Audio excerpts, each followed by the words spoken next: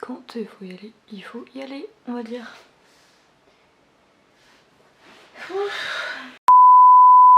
Ça fait vraiment bizarre. Ça se trouve je suis pas bien cadrée, ça se trouve je suis floue, mais tant pis.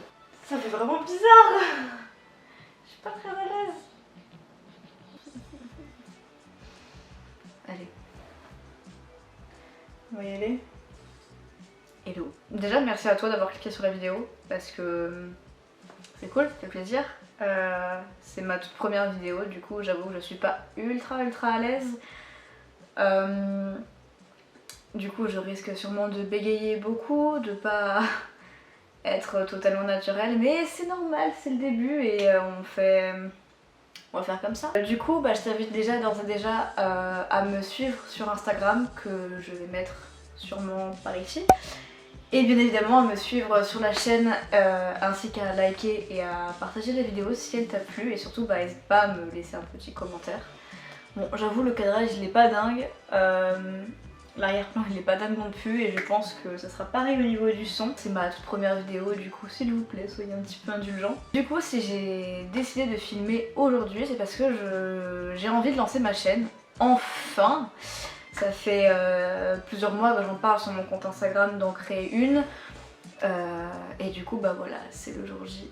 Aujourd'hui je prends enfin mon courage à deux mains et je filme et voilà, et j'espère que le contenu que je vais vous publier vous plaira. Du coup si je filme aujourd'hui, c'est pour vous parler d'un sujet qui me concerne très particulièrement et que vous avez dû remarquer. J'ai un strabisme. J'ai un strabisme depuis que j'ai, je pense 6-7 ans, enfin honnêtement je m'en souviens pas, je sais pas comment ça a apparu, je l'ai jamais su. Et du coup je sais que potentiellement c'est des commentaires que je vais recevoir pas mal sur le fait que bah non, je regarde pas droit. Comme vous pouvez le voir j'ai cet œil là qui se barre un peu en couille. Du coup je vais répondre à certaines petites questions qu'on m'a déjà posées sur mon strabisme et sur ce que c'est. Déjà il faut savoir que c'est pas grave. Alors dans mon cas c'est pas grave, je sais qu'il existe plusieurs types de strabisme. Il est possible d'avoir les yeux qui rentrent à l'intérieur, on va dire, de l'œil, et d'autres à l'extérieur. Ça doit avoir un nom, je l'ai oublié, mais je vous le marquerai sûrement ici. Du coup comme je vous le disais, je crois que je l'ai depuis que j'ai environ 6-7 ans. Je me souviens que ma maman m'avait emmenée chez un ophtalmo en région parisienne pour savoir ce que j'avais. Et quand on l'a su, on a tout de suite su que c'était pas un strabisme qui était opérable, parce que selon l'ophtalmo et selon les différents d'ailleurs ophtalmos que j'ai pu voir tout au long de, enfin jusque là, c'est pas un strabisme qui est opérable parce qu'il est considéré comme étant trop léger par rapport à d'autres. Du coup je l'aurai très probablement toute ma vie, sauf si je trouve un chirurgien qui accepte de m'opérer quand même. Pour l'instant c'est pas quelque chose que je souhaite parce que mon strabisme ne me dérange pas. Il dérange plus visiblement les autres qui me font des commentaires dessus plutôt que moi. Mais en vrai je l'ai toujours plus ou moins bien vécu, le fait de l'avoir. Je me souviens pas avoir eu de moquerie ou quoi que ce soit quand j'étais à la petite école, maternelle, etc. Après bien évidemment le collège est arrivé et là oui bien évidemment je m'en suis pris plein la gueule. Du coup j'ai eu le droit à tout type de remarques, genre c'est moi que tu regardes? Pourquoi est-ce que tu me regardes pas quand je te parle? Pourquoi ton œil se barre en couille? C'est normal ce que t'as là?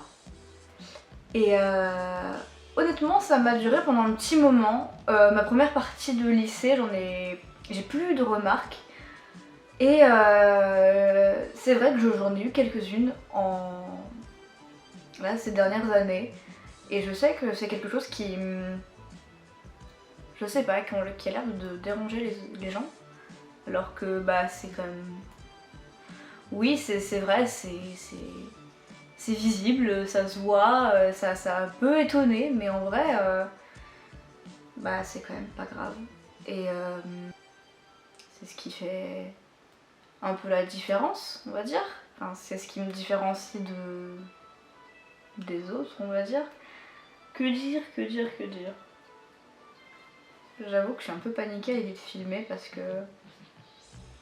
ça se trouve ça va rendre ultra mal et je vais détester me dérocher parce qu'en plus déjà en fait là où je ressens que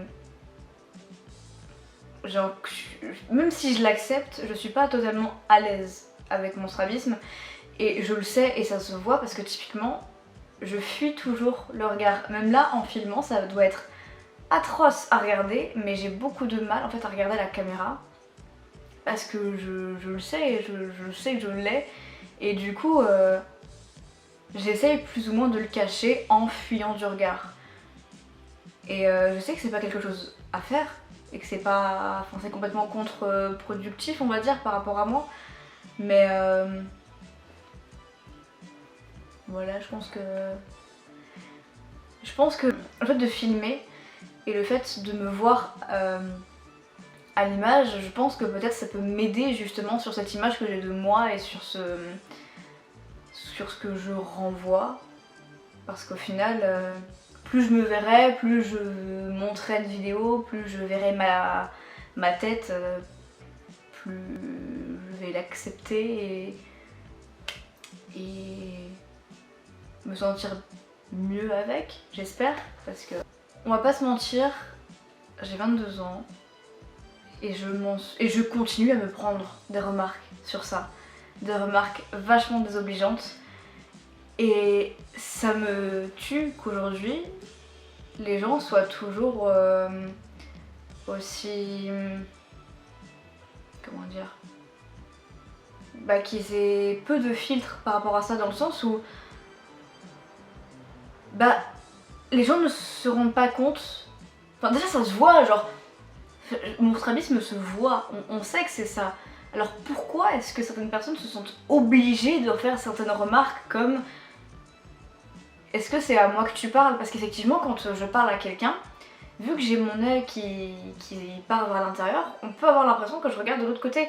Ce qui est complètement absurde, enfin, ça se voit que c'est un strabisme, donc au bout d'un moment, arrêtez. Arrêtez avec ce genre de remarques. C'est pas agréable. Et en vrai, certaines personnes se rendent pas compte à quel point ça peut blesser, surtout en fait. Je m'écarte et c'est fou parce que à l'origine, j'avais écrit ce que je voulais dire dans la vidéo. Et mais il y a déjà, ça doit faire peut-être quelques mois que j'avais écrit ce que je voulais dire. Et j'ai pas eu, vu que j'ai pas eu le courage de réellement filmer avant, bah en fait je l'ai supprimé. J'ai supprimé tout ce que j'avais écrit. Du coup en fait là tout ce que je dis, je le dis un peu de façon ultra spontanée et sans être préparée. Du coup je sais pas si c'est réellement clair ce que je dis ou si je me perds complètement, mais on verra bien.